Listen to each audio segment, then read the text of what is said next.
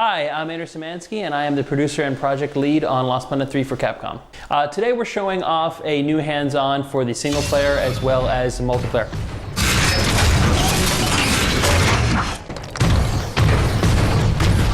That doesn't look good. Best to follow the trail.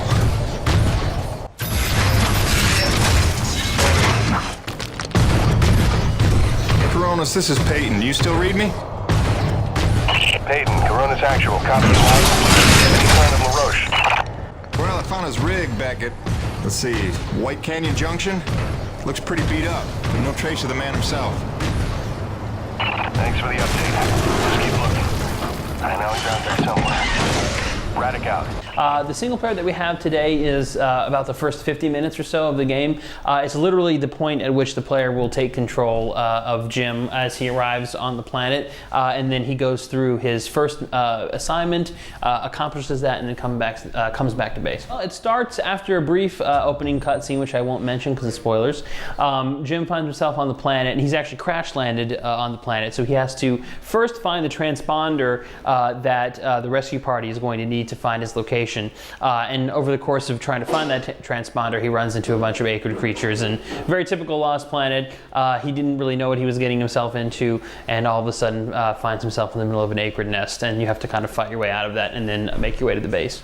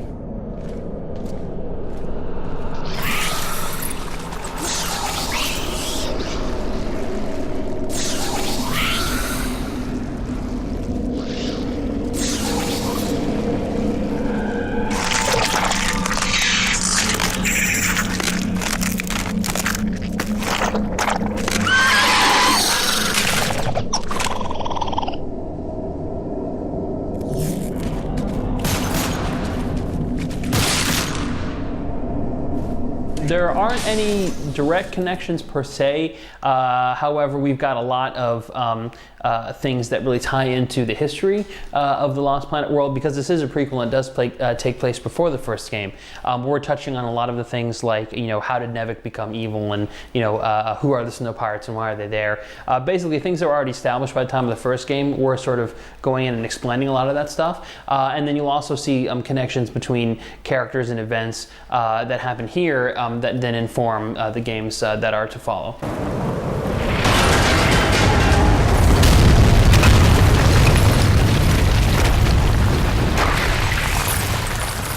The reason we went for the prequel is pretty simple. First of all, we knew we wanted to go back to the ice and snow planet.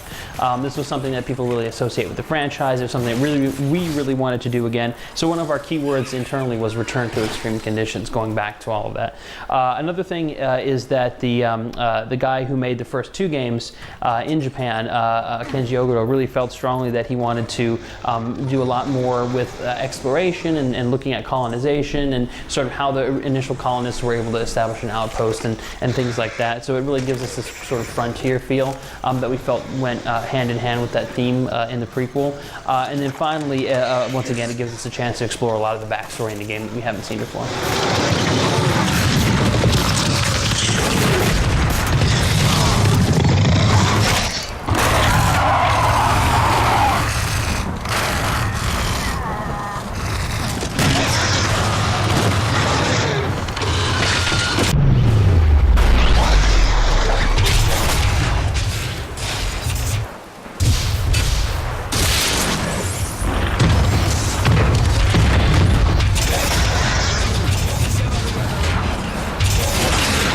Do you think it's slightly confusing that the game has a 3 at the end of it then, if it's a prequel?